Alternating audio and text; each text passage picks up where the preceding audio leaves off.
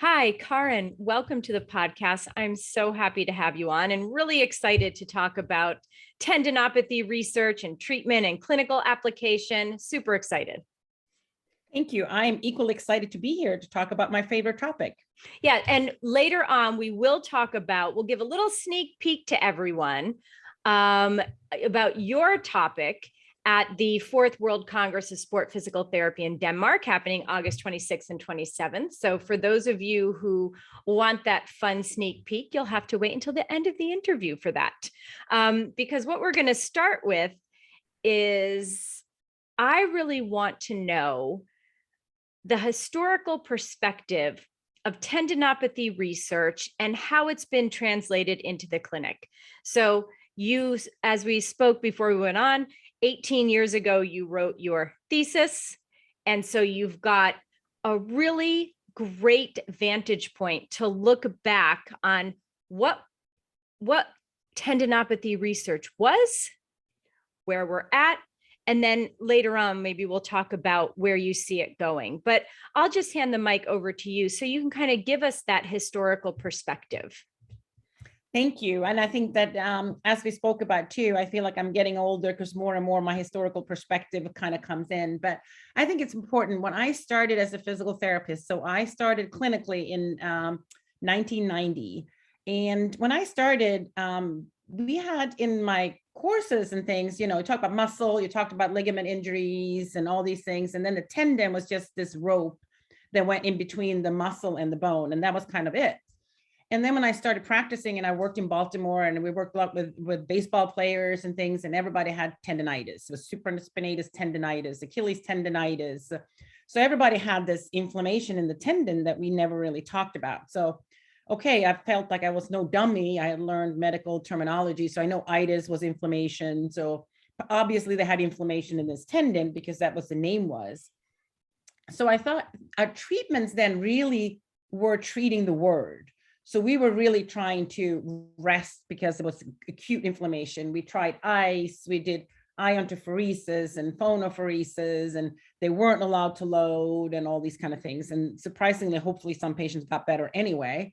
But that really sparked my interest into tendon in general. Like, what is this? And then later on in the 1990s, there came out more and more research. Kervin and Stanish started thinking about Achilles tendon would hurt more maybe when they were loaded eccentrically in running. So maybe we need to train that. And people are starting more thinking about how do we exercise, and mostly maybe the lower extremity tendon or tendinitis. And then we had more research looking at if there was inflammatory components in the tendon.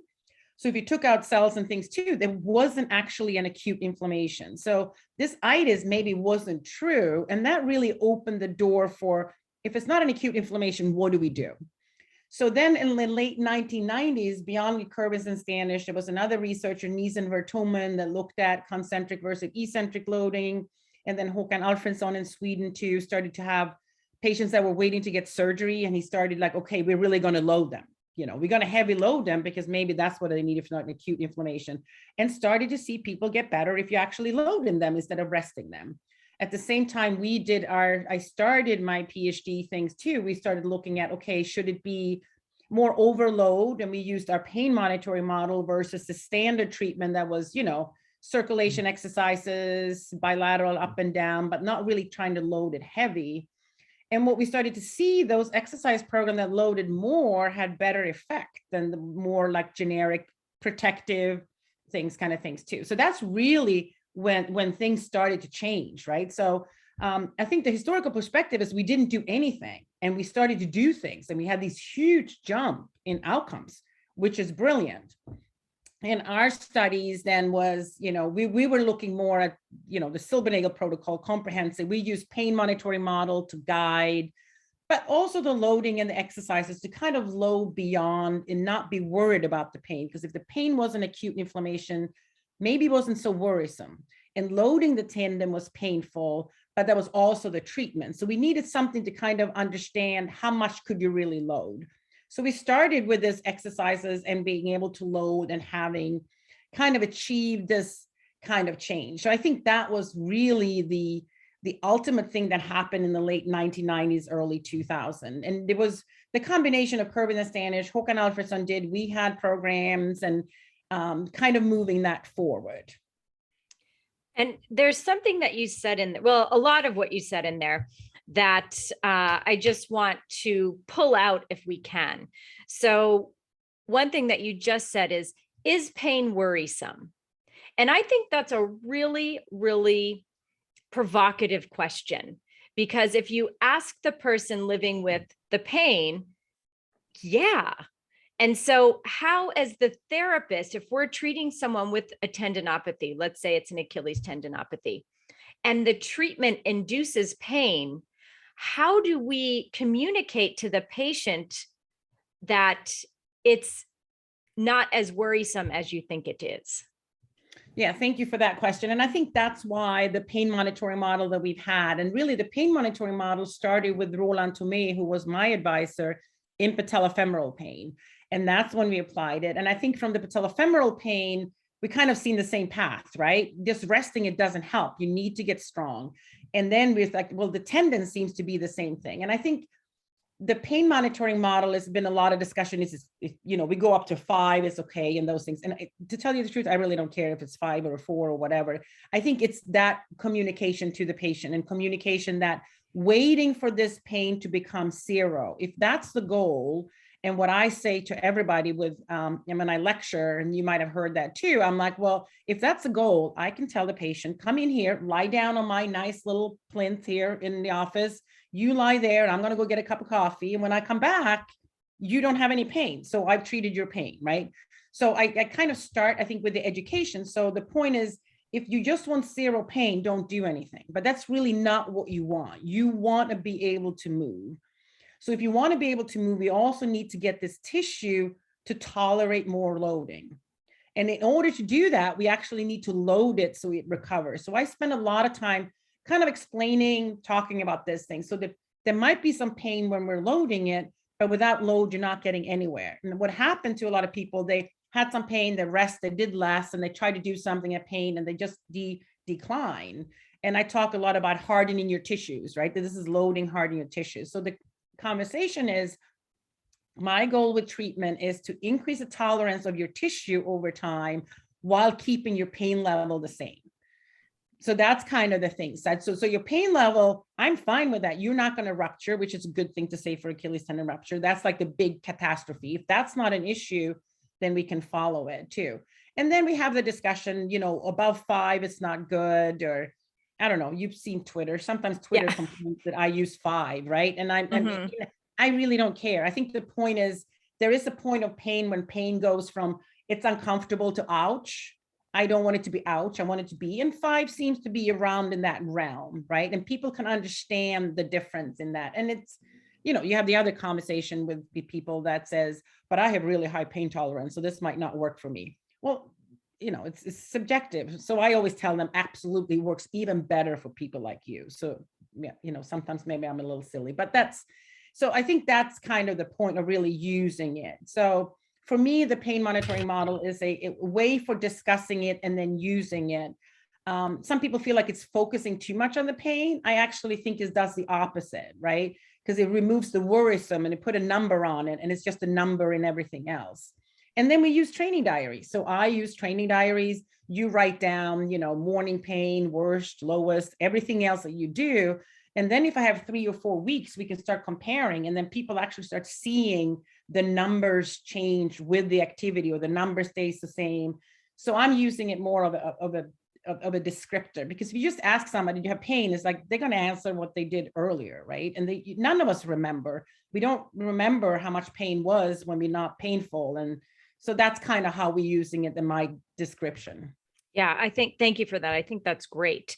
And that also kind of answered my next question, is how much can you load? How much load is enough? How much is too much? And I think you kind of answered that within that, but you want to expand on that a little bit, or I feel like you covered most of it. I think that's within the pain monitoring model too, right? We're looking at that, but then you also have knowledge based on how the cells responds, how the tendon responds. And I think that's where the next thing in the history perspective is, now we're starting to see which protocol is better. So now they're comparing Silbernagel and ultrasons or eccentric loading, and it's all these.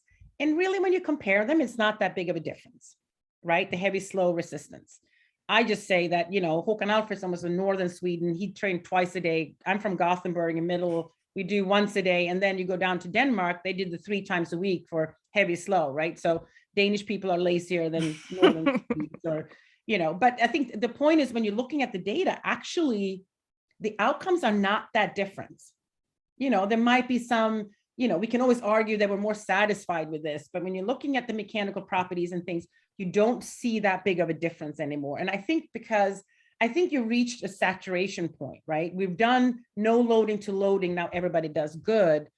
And I think for us as PTs, now we're trying to manipulate more and more in that little realm that for everybody, we might not see it when we do big studies comparing one group to the other. Because I think we need to talk about individualized instead, or precision rehabilitation and things too. So I think kind of that's where we're getting at. And there've been great studies coming on from Anne-Sophie Agergaard in Denmark, from her thesis, looking at moderate versus heavy and patella tendon. And so I think that for the loading, you need to load them. You need to use the pain monitoring model. We need to do the progressive loading.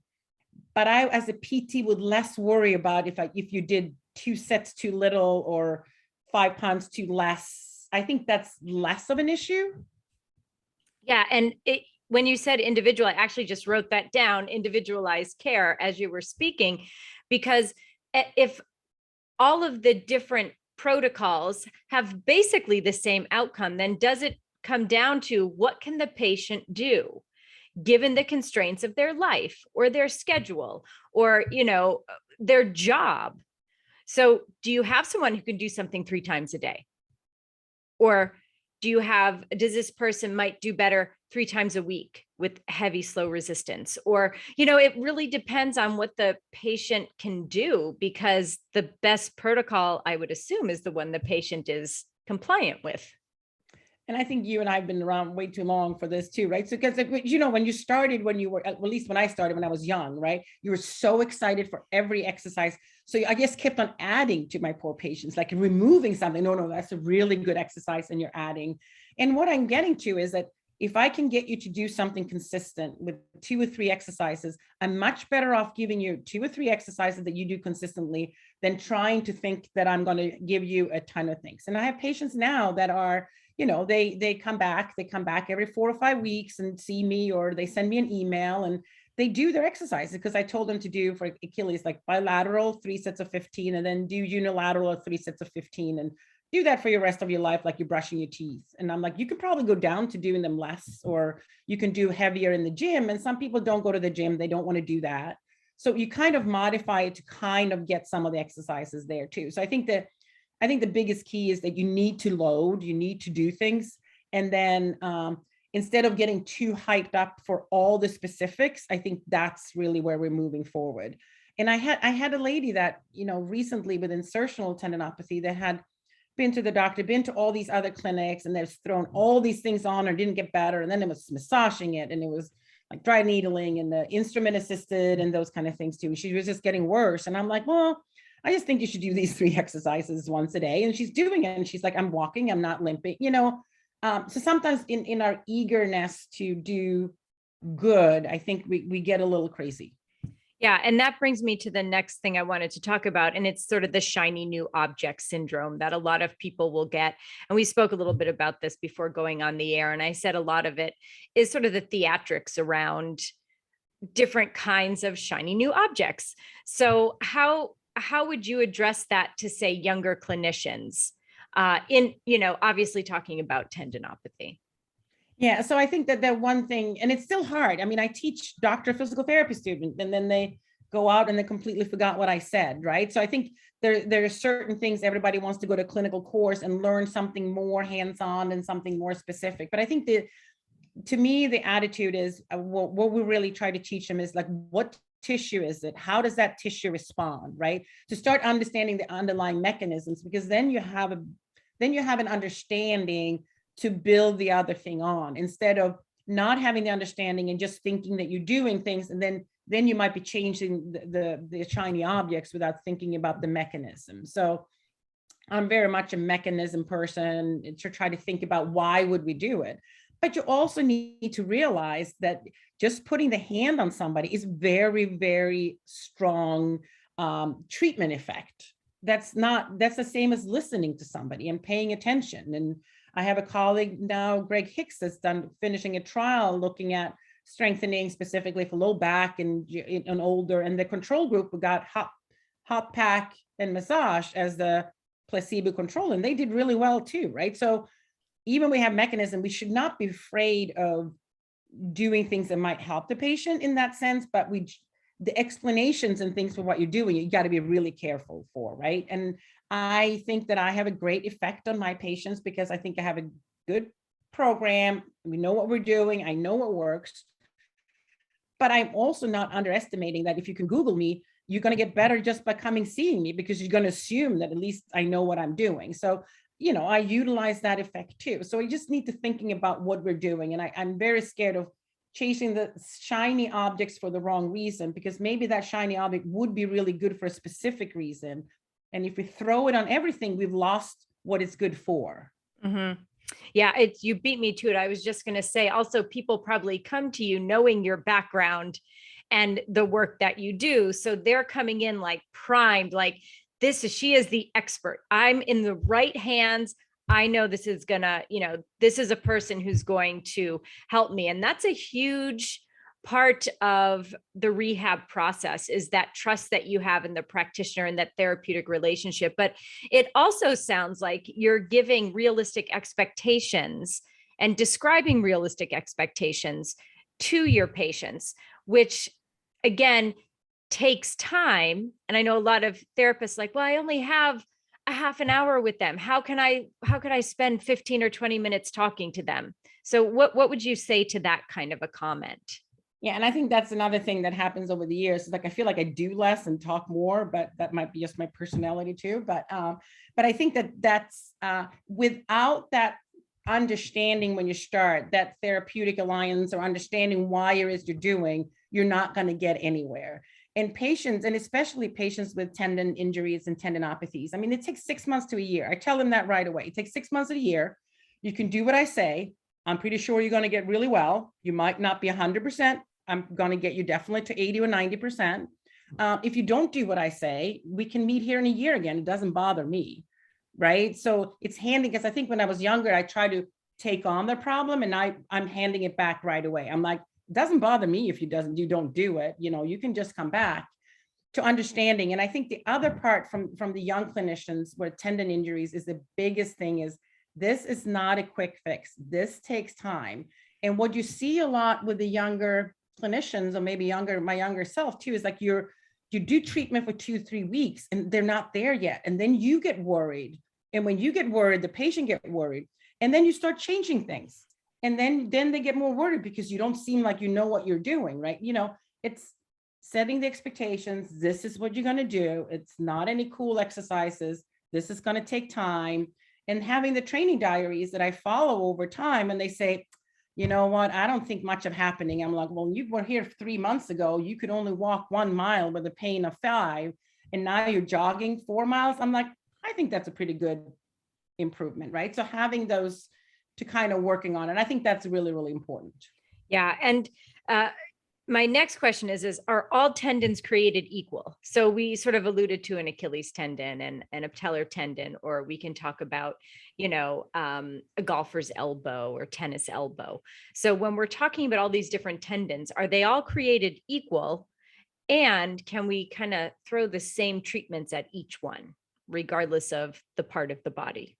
Yeah. So again, it's kind of the same thing, that a tendon is a tendon in certain tendon structures, right? But all tendons are meant to connect muscle to bone and allow for mobility, and they help us. However, the design of those tendons are also meant for what they're good for, right? So the Achilles tendon is the biggest tendon in the body because it generates a lot of force and helps us move.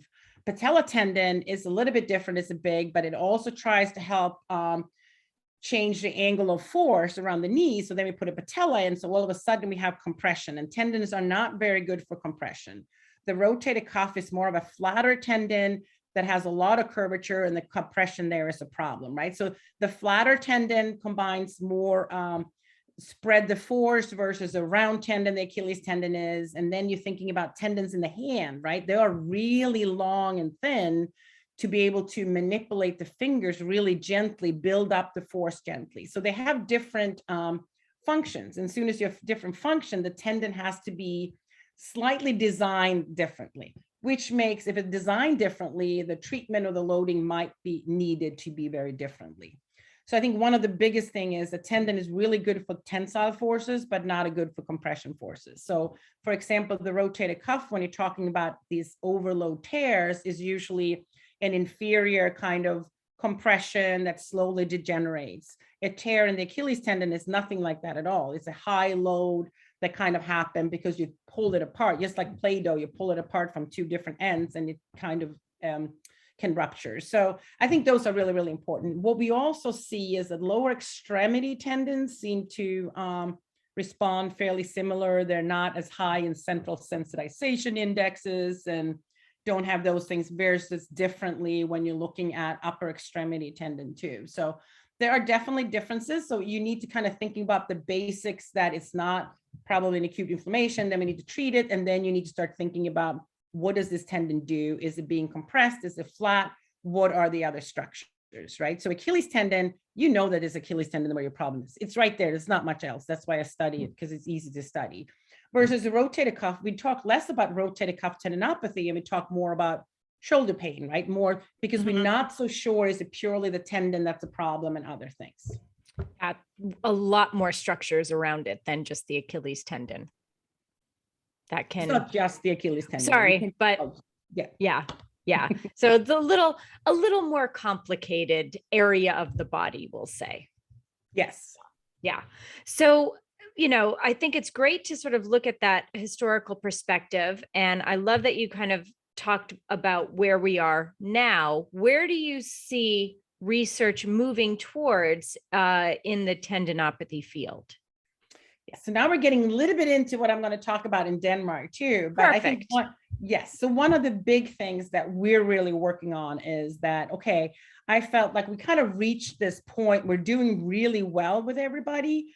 But again, if you look at average with a big group, we're still not 100% on average, right? Some people are at 100% recovered versus some people are not. And why is that? And if we can't manipulate the treatment anymore, I need to figure out, who do I treat how, right? We've been there in other areas too. So really what we're doing in our research now is really trying to use the various statistical models and larger group data to really first evaluate what we started to call it tendon health. I'm really proposing that tendinopathy might be more of a biological disease, more like you talk about knee osteoarthritis. That used to be just wear and tear, and now it's a biological disease. I think tendinopathy needs to be considered the same way. And the reason I say that is because it's not just that the tendon structure had changed or that you have pain. There's so many other variables related to it. Like you have personal factors too, like BMI or diabetes affect tendon differently, cholesterol do. So you have the metabolic factors, you have the personal factors, right? And you have, the fear factors, and all these kind of things play a role. So we call that our tendon health model. We really started with function, structure, pain and symptom, and psychosocial factors. And then I realized it was a person too. So we actually have personal factors. And based on that, we're trying to figure out, are there different, because in clinic, you can treat every person in singular, right? But we need to also to have more of the precision health to understand what we do in the health system, understanding, are there various groupings? So who should we treat how to be very efficient? And that's some of the research that we're working on now. And we looked at, my PhD students, Ron Hanlon, found like we have different groups. We have what we call activity dominant, which might be the ones that we see a lot of. The runners active, they don't have a lot of symptoms, they don't have a lot of deficits, tendon is not that bad, versus a group that we call structure dominant that are heavier, they have really horrible looking tendon, they have poor function. And then we have a group that we call psychosocial dominant. And maybe the words are not the best, but they're people with higher fear, decrease in function, but the tendon might not be so bad. And when we started thinking about that, well, now you can understand maybe how you can treat them a little differently. And then we can start looking at how should we treat them best, and looking at randomized controlled trials. Because from a researcher perspective, if I threw all of those in and I do the same treatment, some of them might benefit a lot and some of them don't. And then the treatment is zeroed out, right? There is no difference. But then I lost the benefit for the ones that might benefit. And I lost learning from the ones that didn't benefit, that needed something else. Fascinating. And you're going to be talking about this in Denmark. Absolutely. And we have new data, how it changes over time and all those kind of things. Yeah, well, don't give it all away now. We want people to go to Denmark to see you present this live. Oh, they better come to Denmark. Yeah. I mean, it sounds fascinating. I love the idea of a tendon health structure, and I love how it seems to be evolving to be more about the whole person, not just someone with a tendon injury. Yeah. Right? Because like you said, it could be like two people can have the same injury. One could be a postmenopausal woman who has the same injury as a young 30-something male runner. Maybe they both have an Achilles tendinopathy, but are you going to treat them exactly the same? Yeah, and I think that's when we need to start thinking about this. Some of the programs are maybe the same, but how do you modify them, and what are the expectations? And then what are the other things that you can add on to that to really make sure that we get more people up to 100% and really try to focus on them. And as a researcher, sometimes those things get lost, and that's concerning to me. Well, I, for one, cannot wait to hear that talk in Denmark. Now, before we start wrapping things up here, what advice, maybe give 3 tips, if you want to give more, less, whatever you want, but what tips would you give to clinicians who are treating patients with tendinopathy injuries? I don't know if I want to say injuries, if that's quite the word, but diagnoses, let's say. So what are your top tips? So my top tip is to kind of think about it is the structure, and that structure responds differently than muscle structure and bone structure, to thinking about it from the tissue level when you're designing the treatment program. And I think the number one is tendon takes longer to recover than other tissue. So setting that expectations right away. I mean, it's a clear indication when you're looking at hamstring injuries. Is it purely muscle, or is it more proximal with a tendon? It's clearly evidence to show that it takes longer. So if you have that expectation and sitting down to explain, but just because it takes longer does not mean a tendon has poor healing. It has very adequate healing. It's just healing that takes a little longer. And sometimes I even explain that is a good thing, because a tendon can last you for a very long time. Like for marathon runners, the Achilles tendon rebounds you so you can run a whole marathon. If your muscle was doing that, you'd be fatigued way earlier and you wouldn't be able to do it. So the low metabolism is beneficial, but this is the rehab is going to take your time. So that's one of my biggest thing, and taking time to kind of thinking it through that. The other piece of advice is do not panic. And the clinician in our clinic, they tell me back to others what I say, because I always tell the patient right away, you're going to get better. This is going to take time, and you're going to have setbacks. And I want to tell clinicians that too. The patients are going to have setbacks. They're going to come, but don't panic when they have a setbacks. You know, it just is what it is. And if you set that expectations right away, the patients, when they come in and have a setback, now they're like, yeah, I had my setback, but you told me I would eventually have it, right?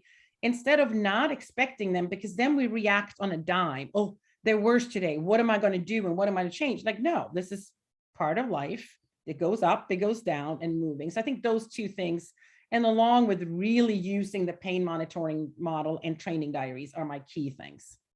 Great advice. And I love the do not panic, because they know when you're panicking. Yes. Right?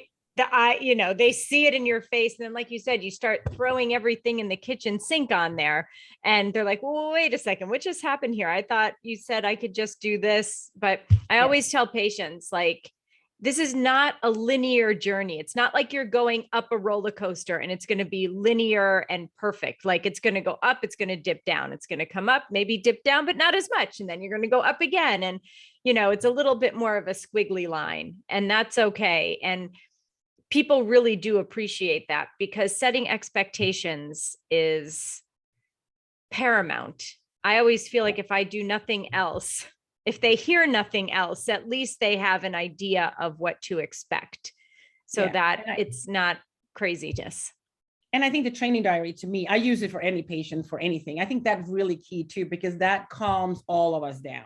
Well, let's see, let's go back here 5 weeks, where we were at, what you were doing, and then we can see the pattern. And I even had one person that gave me like an Excel spreadsheet and a color coded the pain. And if you looked over like a year, you can see the red and orange decrease and the green was increase. You know what I mean? Those are the patterns that you want to see. And it's hard to see those in your daily life. So that's why I think that's really important. Yeah, that is a dedicated patient. Yes. I'm a little worried about that too, but yeah. Yes. Well, right. Right. But, well, this was great. Where can people find you if they have questions? Maybe you're on social media. Where can people find you? I am on social media at KG Silbernagel. I think I'm on Twitter. It's the main one as that, but I also run the Delaware Tendon Research Group and a tendon and ligament research group. So on Twitter, we also have the UD Tendon Group. We're also on Facebook, and we're also on Instagram.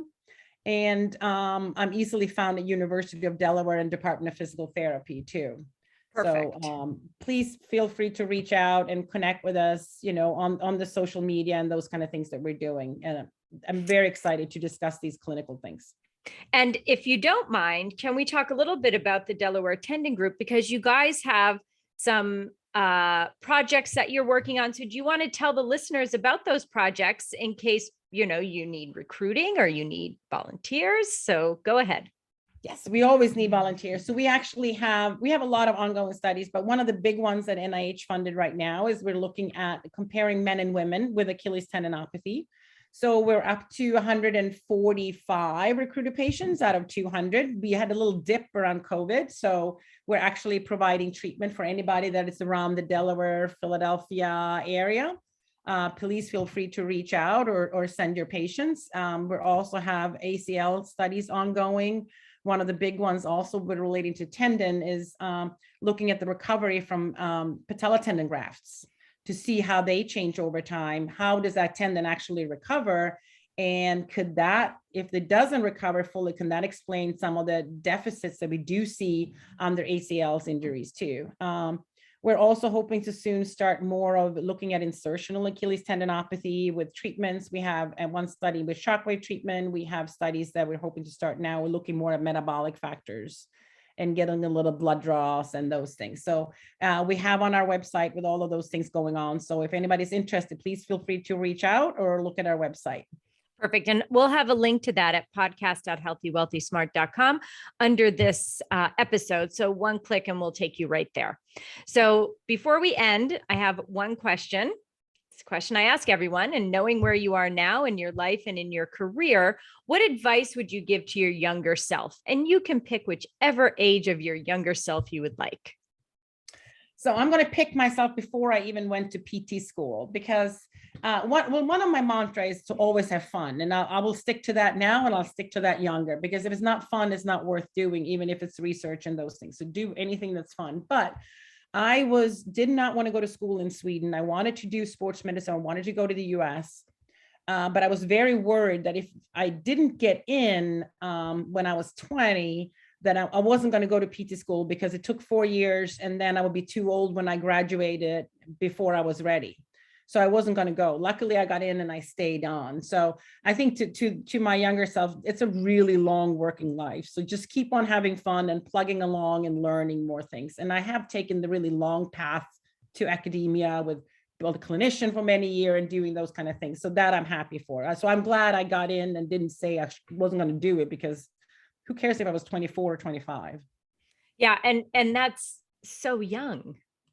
Yes. But isn't it funny when you're 18, 19, 20, you're like, oh, forget it. I'll be an old person by then. 25. Ugh, behind the 8 ball. When, of course, now that we're a little older, we can look back on that and be like, oh my God. Yeah. And I mean, it's like, it's a long life to work. Don't hurry to get to the end point, right? enjoy it, get experience during that time. Because as I tell our students, I've had a lot of fun during my years and worked with sports, worked as clinician, travel, research, academia. It's, you got to have fun. Absolutely. Well, and on that note, I want to thank you for coming on the podcast and having such a fun conversation. So thank you so much. And everyone, if you want to get a chance to see Karin speak live, then join us at the Fourth World Congress of Sports Physical Therapy. It is in Denmark in August 26th and 27th of this year. And not only will you get to see speakers like yourself, but there's also going to be great networking, activity breaks, things like yoga or running or walking tours, paddle boarding, all sorts of fun stuff. So it's not going to be quite your average conference. And a lot of it is going to be clinically focused and clinically based. So I think that's really important. I think a lot of times people think, oh, when we go to these conferences, it's going to be researchers just talking about their research and how is that going to affect me clinically? Well, this conference is all about that. So I think come, right? Absolutely agree. Yeah. So come join us in Denmark. Again, thank you so much for coming on. And everyone, thank you so much for tuning in. Have a great couple of days and stay healthy, wealthy, and smart.